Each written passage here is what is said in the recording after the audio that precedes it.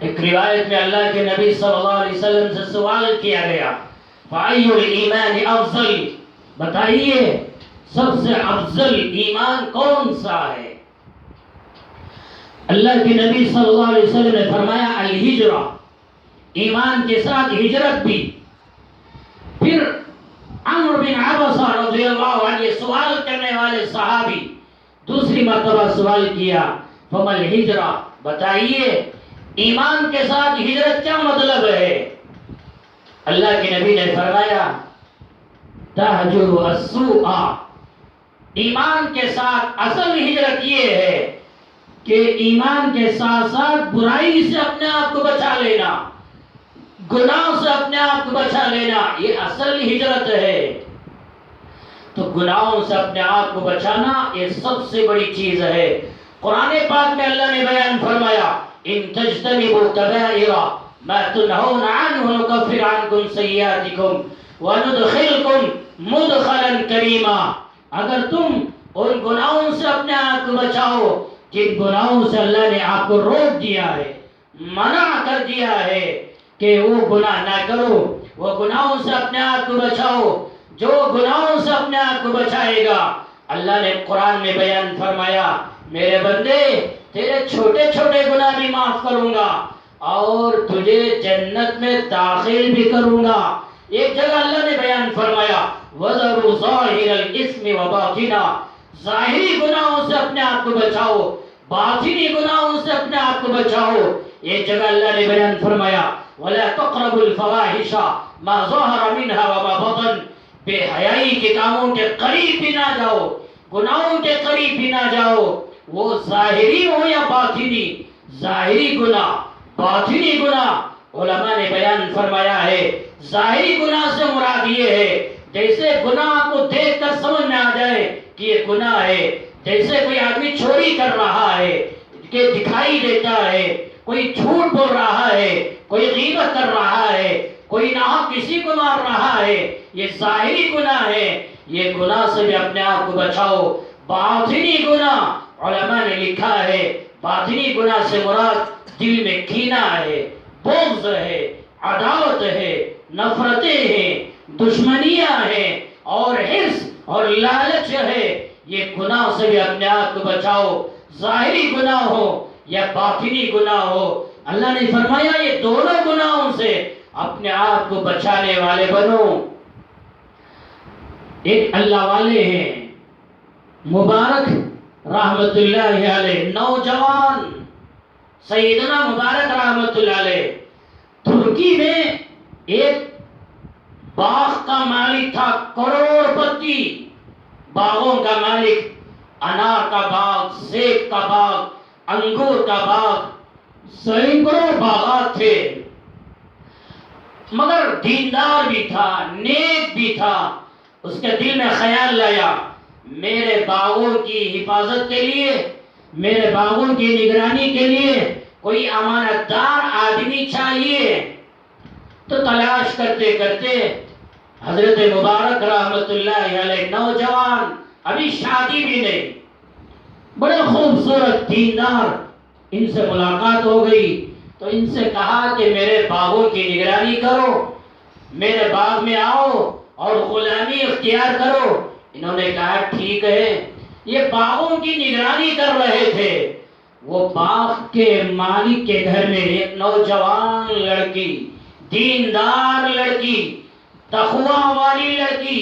اب وہ مالک کے اندر یہ خیال ہوا کہ میری بچی ایسی دیندار ہے، کوئی نیک نوجوان چاہیے، تلاش کر رہا ہے رشتہ، اور بڑے بڑے لوگوں کی طرف سے رشتے آئے مگر قبول نہیں کیا گیا، مگر ہمیشہ فکر، غم زدہ میری بچی کا کیا ہوگا۔ ایک مرتبہ یہ مالک باغ میں گیا، بڑا لمبا واقعہ ہے، مختصر میں آپ کو سنا رہا ہوں۔ دیکھیے اللہ والے گناہ سے اپنے آپ کو کیسے بچاتے ہیں، گناہ سے بچانے کے نتیجے میں اللہ ان کو دنیا ہی میں کیا بدلہ دیتا ہے، کیا صلہ دیتا ہے، آپ کو سمجھ میں آئے گا۔ ایک مرتبہ باغ میں آیا مالک اور اپنے غلام مبارک رحمت اللہ علیہ سے کہنے لگا جائیے مجھے جوس پلائیے، انار کا جوس پلائیے۔ حضرت مبارک رحمۃ اللہ علیہ ایک درخت کے پاس گئے، انار توڑا اور لے کر آئے، مالک کے خدمت میں پیش کیا۔ جب مالک وہ رس پینے لگا، کھٹا محسوس ہوا اور دان دیا کہ مبارک اتنے مہینوں سے، اتنے سالوں سے میرے باغ کی نگرانی کر رہے ہو، خدمت کر رہے ہو، آج تک پتہ نہیں چلا کون سے درخت کے انار میٹھے ہیں اور کس درخت کے انار کھٹے ہیں، کہ آپ کو اس کا بھی تجربہ نہیں؟ دیکھتے ہی پتہ چل جائے گا کون سا میٹھا ہے، کون سا کھٹا ہے۔ جب مالک نے سوال کیا، سیدنا مبارک رحمت اللہ علیہ نے اپنے مالک کو جواب دیا، آقا مجھے معاف فرما دیں، آپ نے مجھے صرف باغ کی نگرانی کے لیے، باغ کی حفاظت کے لیے رکھا ہے، کون سے درخت کا انار میٹھا ہے یا کس درخت کا انار کھٹا ہے، وہ چکھنے کے لیے، کھانے کے لیے، پینے کے لیے آپ نے مجھے رکھا نہیں ہے۔ نگرانی کرنا بس میری ذمہ داری، کھانے کے لیے، پینے کے لیے آپ نے نہیں رکھا، آپ کی اجازت کے بغیر کیسے استعمال کروں؟ دل میں بات ایسی چھپی، وہ باغ کا مالک اپنے بیوی کے پاس آیا اور کہنے لگا، مبارک ہو، داماد مبارک ہو، کتنے رشتے تلاش کیے، انکار کر دیا گیا، میں ایک نیک رشتہ لے کر آیا ہوں۔ بیگم نے پوچھا، آقا بتائیے کون داماد ہے؟ وہ باغ کے مالک نے کہا، مبارک جو ہمارا غلام ہے، باغ کی رکھوالی کرنے والا ہے۔ بیگم پریشان ہو گئی، کیا میں اپنی صاحبزادی کو غلام سے نکاح کرواؤں؟ اس سے میں نکاح کرواؤں؟ شوہر نے کہا، بیگم اس میں کیا بات ہے، چلو ہم آزاد تو کر دیں گے، جب آزاد ہو جائے گا نکاح کر دیں گے۔ بیگم تیار نہیں ہوئی، مگر شوہر نے سمجھایا، اور جب سمجھایا بیگم کی دل میں بات سمجھ میں آ گئی، تیار ہو گئے، اور مبارک اور یہ صاحبزادی سے آپس میں نکاح ہوا۔ یہ دونوں کے دلوں میں تقوی، دونوں کی زندگیوں میں نیکی، دونوں گناہوں سے اپنے آپ کو بچانے والے۔ جب نکاح ہو گیا، جب زندگی گزرنے لگی، پھر ایک وقت ایسا آیا کہ اللہ نے ان دونوں کے گھر میں، اللہ نے ایک مبارک لڑکا، ایک مبارک بچہ پیدا فرمایا۔ ان دونوں میاں بیوی نے سوچا، ہم اپنے بچے کا نام کیا رکھنا چاہیے؟ شوہر نے کہا، چلو ہم اپنے بچے کا نام عبداللہ رکھتے ہیں۔ وہ بچے کا نام عبداللہ رکھا گیا۔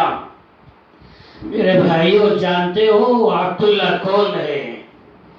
شوہر کی اپنے آپ کو گناہوں سے بچانے کا نتیجہ، تقوی کے ساتھ زندگی گزارنے کا نتیجہ، ایک حرام کا لقمہ اپنی زندگی میں نہیں اتارا، حرام سے بچتے رہے، اور بیوی بھی ویسی، اور ان دونوں کے ذریعے سے اللہ نے ایک بچہ دیا جس کا نام عبداللہ رکھا گیا۔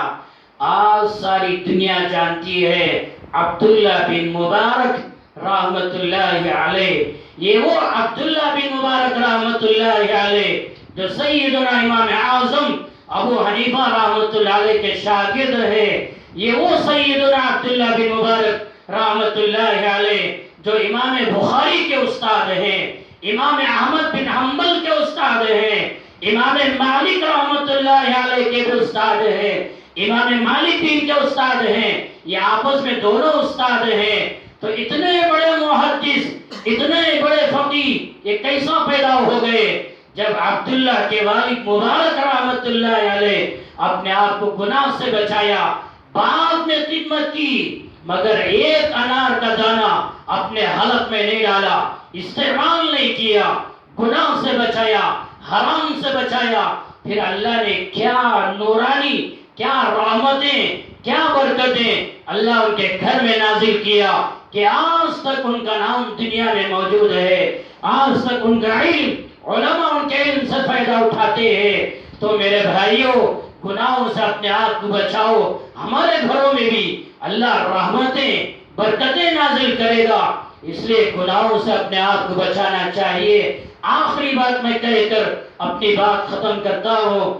لاک ڈاؤن کا زمانہ چل رہا ہے، پتہ نہیں ابھی بات چل رہی ہے 1 تاریخ سے مسجدیں، مندر، دیول وغیرہ کھول دیے جائیں گے، مگر پتہ نہیں کیا ہوگا. اسکولوں کالجوں کے بارے میں ابھی کوئی یقینی بات سامنے نہیں آئی.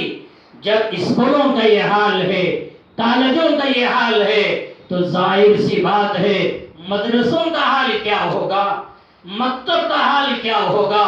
مسجدوں میں اپنے بچوں کو جو روانہ کرتے تھے مکتب کے لیے، وہ مکتب کا حال کیا ہوگا جب یہ حکومت والوں کے سروں پر، ان کے دماغوں پر کالجوں کا نشہ، اسکولوں کا نشہ اور ٹیوشن کا نشہ بھرا ہوا ہے. جب کالج کھلنے کے لیے اور اسکول کھلنے کے لیے ابھی کوئی بات سامنے نہیں آئی ہے، تو ظاہر سی بات ہے مسجدوں میں مکتب شروع کرنا یہ بھی مشکل نظر آ رہا ہے. مدرسے جلدی کھل جانا یہ بھی مشکل نظر آ رہا ہے. تو مدرسے اپنے وقت پر کھلیں گے، مگر مکتب کے لیے کم سے کم اپنے گھروں میں مکتب کا ماحول تو قائم کرو. مسجدوں کو ہم بھیج نہیں سکتے اپنے بچوں کو، پتہ نہیں کیا ہوگا چند دنوں کے بعد. بہرحال جب مکتب شروع ہوگا، جب اعلان کیا جائے گا.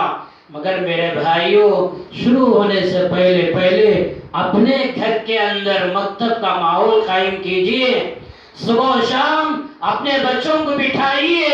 ماں باپ کی ذمہ داری ہے بچوں کو قرآن پڑھائیے، ان کو سورتیں سکھائیے، ان کو دعائیں سکھائیے.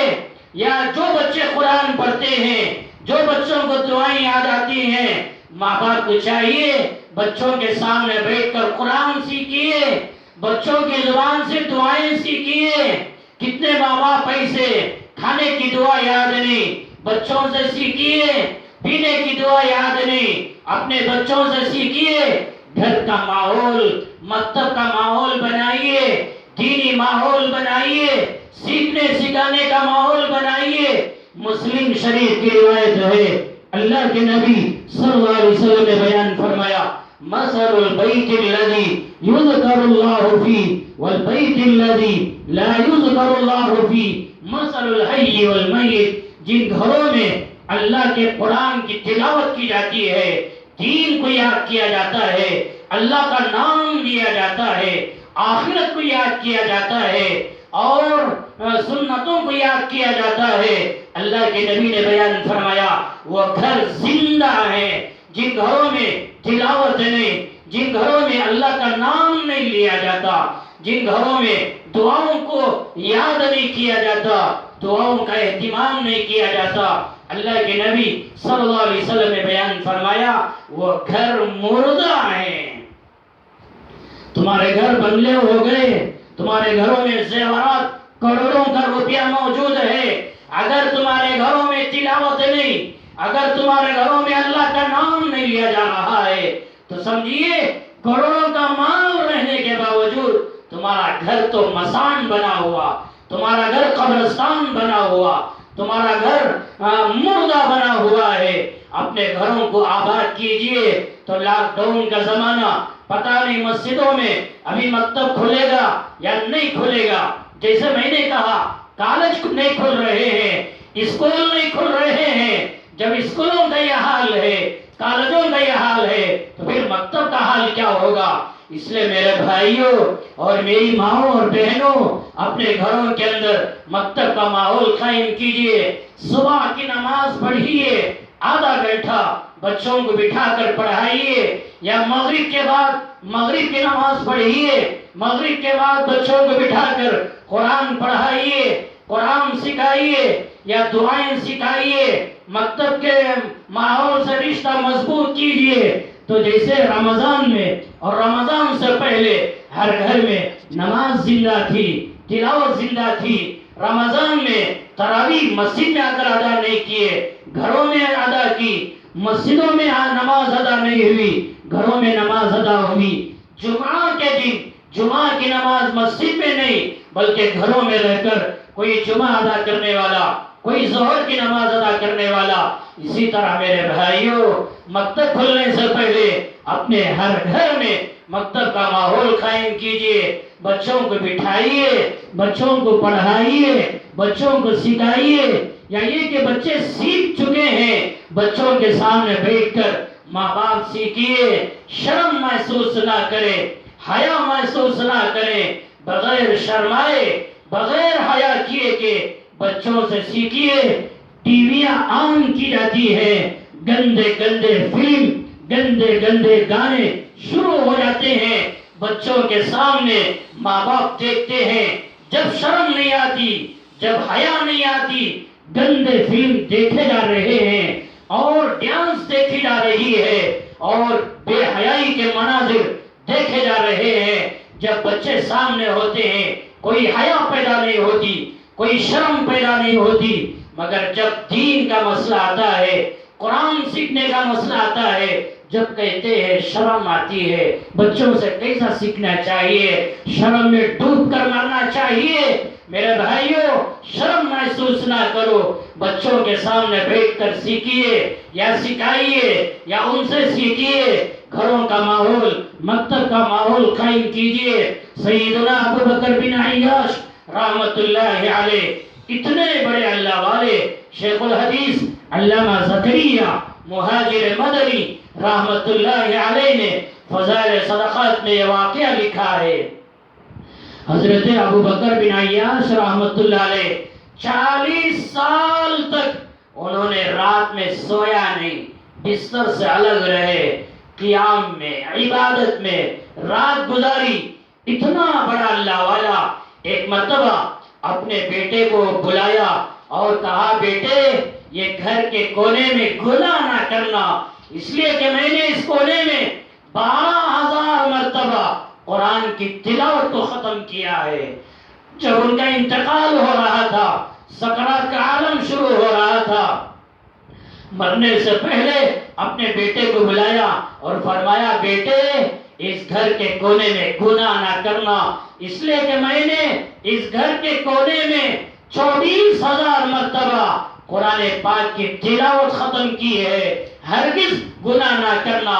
یہ اللہ والے تھے جو گھروں میں تلاوت کا ماحول قائم کیا کرتے تھے، سیکھنے سکھانے کا ماحول قائم کیا کرتے تھے۔ وہ مائیں تھی جو مائیں اپنے گھروں میں اپنے بچوں کو مکتب کا ماحول دیا کرتی تھی، دینی ماحول دیا کرتی تھی، سنتوں کا ماحول دیا کرتی تھی۔ وہ بچے وہ مکتب کے ماحول میں، دینی ماحول میں، سنتوں کے ماحول میں وہ بچوں کی پرورش ہوا کرتی تھی۔ افسوس آج ہمارے بچوں کی پرورش واٹس ایپ کے ماحول میں، فیس بک کے ماحول میں، گندی فلموں میں، بے حیائی کے کاموں میں ہمارے بچے بڑے ہو رہے ہیں۔ جب ان کی نشو و نما ایسے ماحول میں ہو رہی ہو، جب یہ آئندہ چل کر نوجوان زناکار نہیں بنیں گے، پھر کیا بنیں گے؟ شراب خور نہیں بنیں گے، پھر کیا بنیں گے؟ ڈاکو نہیں بنیں گے تو پھر کیا بنیں گے؟ اس لیے میرے بھائیوں، گھروں کا ماحول، مکتب کا ماحول بنائیے، دینی ماحول بنائیے۔ جب گھروں میں مکتب کا ماحول، مدرسے کا ماحول قائم ہوگا، قرآن سیکھنا سکھانا تمہارے گھروں میں زندہ ہوگا، دعاؤں کے سیکھنے سکھانے کا ماحول تمہارے گھروں میں پیدا ہوگا، پھر دیکھیے تمہارے گھروں میں سیدنا نظام الدین اولیاء پیدا ہوگا، سیدنا ٹیپو سلطان پیدا ہوگا، سلطان صلاح الدین ایوبی پیدا ہوگا، بڑے بڑے اولیاء اللہ علماء پیدا ہوں گے، مفتیان اکرام پیدا ہوں گے، حافظ قرآن پیدا ہوں گے۔ اس لیے اپنے گھروں کا ماحول بنائیے، اللہ سے دعا فرمائے، اللہ ہم کو صحیح سمجھ کر عمل کرنے کی توفیق عطا فرمائے۔ تو میں نے یہ چند باتیں آپ کے سامنے عرض کیا، اعمال کر کے اعمال کی قبولیت کی فکر کیجئے، اور اعمال کر کے اپنے اعمال کی حفاظت کی بھی فکر کیجئے، اور اپنے گھروں کو دینی ماحول بنائیے۔ اللہ سے دعا فرمائے اللہ ہم کو سمجھنے کی اور عمل کرنے کی توفیق عطا فرمائے۔ انشاءاللہ مختصر دعا ہوگی، دعا کے بعد اپنے گھروں میں، اپنے دکانوں میں، اپنی جگہ پڑھانے والے جو نماز جمعہ ادا کر لے یا ظہر کی نماز ادا کر لے تو مختصر دعا ہوگی، اس کے بعد نماز ادا کر لے۔ الحمدللہ رب العالمین، اللہم صلی علی سیدنا شفیعنا وحبیبنا ومولانا محمد وبارک وسلم۔ ربنا آتنا فی الدنیا حسنۃ وفی الآخرۃ حسنۃ وقنا عذاب النار۔ یا اللہ ہم سب کے گناہوں کو معاف فرما، ہماری خطاؤں کو درگزر فرما، ہماری سیئات کو حسنات سے مبدل فرما۔ یا اللہ رمضان جیسا مقدس مہینہ ختم ہو گیا، ہماری زندگیوں سے نکل گیا، یا اللہ پھر بھی تجھ سے گزارش کرتے ہیں رمضان کی رحمتیں برکتیں آج بھی ہم پر نازل فرما، رمضان کا خیر ہمیں عطا فرما، رمضان کی نورانیت ہمارے اندر پیدا فرما۔ یا اللہ رمضان کے اندر جو چیزیں تو نے رکھا تھا یا اللہ اس میں سے کچھ ذرات ہی صحیح ہماری زندگیوں میں پیدا فرما۔ یا اللہ تیری محبت پیدا فرما، تیرا ڈر تیرا خوف نصیب فرما، تیرے سے عشق نصیب فرما۔ یا اللہ تمام نبیوں کی محبت پیدا فرما، حضرت رسول اللہ صلی اللہ علیہ وسلم کی محبت و عظمت پیدا فرما۔ یا اللہ ان کی سنتوں پر مر مٹنے کا جذبہ پیدا فرما، گناہوں سے سچے دل سے توبہ کی توفیق عطا فرما۔ یا اللہ نیکیوں میں آگے بڑھنے والا بنا۔ یا اللہ ہمارے اعمال قبول فرما، ہمارے اعمال ضائع ہونے سے حفاظت فرما، گناہوں سے بچنے کی طاقت عطا فرما۔ یا اللہ ہم تو کمزور ہیں، گناہ سے نہیں بچ سکتے، پھر تو ہی اپنے فضل سے ہمیں گناہوں سے بچنے کی توفیق عطا فرما۔ ہمارے گھروں میں دینی ماحول پیدا فرما، پوری امت کی پریشانیوں کو، مصیبتوں کو، آفتوں کو دور فرما۔ یا اللہ امت پر رحم فرما، کرم فرما۔ آج پوری امت پریشان حال ہے، اپنی مدد نازل فرما، اپنی نصرت نازل فرما، خیر نازل فرما۔ یا اللہ مسجدوں کے دروازے کھول دے، مسجدوں کو جانے کے فیصلے نازل فرما۔ یا اللہ بیت اللہ کے دروازے، مدینے کے دروازے ابھی تک نہیں کھولے گئے، یا اللہ جلد سے جلد حج کے مہینے شروع ہو چکے ہیں، شوال، ذی القعدہ، ذی الحج، یہ 3 مہینے حج کے مہینے کہلاتے ہیں۔ حج تو اصل ذی الحجہ میں ہوتا ہے، مگر یہ تینوں مہینوں کو حج کے مہینے کہتے ہیں۔ یا اللہ حج کے مہینے شروع ہو گئے، یا اللہ حج کو جانے کی خوشخبریاں سنا دے، تیرے بندوں کو حج کو جانے کے فیصلے سنا دے۔ یا اللہ ابھی تیرے بندے بہت پریشان ہیں، پتہ نہیں کیا ہوگا کیا ہوگا، یا اللہ جلد سے جلد خوشخبری سنا دے، حج کو آنے کے فیصلے نازل فرما دے۔ یا اللہ حج کو جانے کے فیصلے نازل فرما دے، حج کو جانے کے اسباب پیدا فرما دے، حرمین شریفین کے دروازے کھول دے۔ یا اللہ رحم فرما دے امت پر، کرم فرما دے امت پر۔ یا اللہ امت کے گناہوں کو نہ دیکھ، یا اللہ ہماری بدعمالیوں کو نہ دیکھ، یا اللہ تو اپنے فضل سے ہم پر رحم فرما کر حرمین شریفین کو جانے کے فیصلے نازل فرما دے۔ یا اللہ لاکھوں تیرے بندے جانے کی تیاری میں ہیں، سب کی تیاریوں کو قبول فرما لے، یا اللہ سب کے ارادوں کو قبول فرما لے۔ یا اللہ اسی طرح ساری دنیا کے مسجدوں کے دروازے کھول دے، تیرے بندے تیرے گھر کو جا کر نمازوں کا اہتمام کرنے والا بنا دے۔ یا اللہ آئندہ جمعہ مسجدوں میں نماز جمعہ ادا کرنے کی توفیق عطا فرما۔ یا اللہ یہ کرونا وائرس کی بیماری ختم فرما، یا اللہ یہ بیماری ختم فرما۔ یا اللہ پتہ نہیں یہ بیماری ہے یا دشمنوں کی طرف سے سازش ہے، تو بہتر جانتا ہے، اگر سازش ہو ان کی سازش انہی کے خلاف قبول فرما، ان کا مکر و فریب، ان کا دھوکہ بازی دشمنوں کے حق میں قبول فرما، مگر ہمارا حق میں قبول نہ فرما، ہمارا حق میں تو خیر کے فیصلے فرما۔ اگر یہ واقعی بیماری ہے پھر تو پوری انسانیت کی حفاظت فرما۔ یا اللہ یہ بیماری سے حفاظت فرما، امت کی حفاظت فرما۔ یا اللہ ہر گھر میں دینی ماحول پیدا فرما، ہر گھر میں سکون کے فیصلے فرما، شانتی کے فیصلے فرما، محبت کے فیصلے فرما، ماں باپ کی خدمت کرنے والا بنا، بیوی کے حقوق ادا کرنے والا بنا، بچوں کی اچھی تربیت کرنے والا بنا۔ یا اللہ مدرسوں کی، خانقاہوں کی، مسجدوں کی، درگاہوں کی، عیدگاہوں کی، قبرستانوں کی حفاظت فرما، حلال روزی نصیب فرما، حرام روزی سے حفاظت فرما، تیرے نیک بندوں میں شامل عطا فرما، تقوی والی زندگی نصیب فرما، گناہوں سے بچتے ہوئے زندگی گزارنے والا بنا۔ یا اللہ جتنے تیرے بندے یہ بیان تیرے بندوں تک پہنچانے کے لیے جو جو طریقے سے یا اللہ خدمت کرتے ہیں، اپنی صلاحیت لگاتے ہیں، ان تمام لوگوں کی جان و مال کو قبول فرما، ان تمام لوگوں کو حج بیت اللہ نصیب فرما، یا اللہ ان تمام لوگوں کو مرتے ہی تیرا دیدار نصیب فرما، جنت الفردوس میں اعلیٰ سلام مقام نصیب فرما، تمام مرحومین کی مغفرت فرما، بیماروں کو شفا نصیب فرما، جو قرض میں ڈوبے ہوئے ہیں قرضوں کی ادائیگی کے فیصلے فرما، یا اللہ جتنے لوگ آن لائن سے یہ دعائیں بیان سن رہے ہیں آئندہ سنیں گے، سب کی ضرورتوں کو حاجتوں کو پورا فرما، یا اللہ اپنے فضل و کرم سے ہماری دعاؤں کو قبول فرما، حضرت رسول اللہ صلی اللہ علیہ وسلم کے صدقہ طفیل سے قبول فرما، وصلی اللہ تعالی علی خیر خلقہ محمد وعلی آلہ وصحبہ اجمعین والحمد للہ رب العالمین۔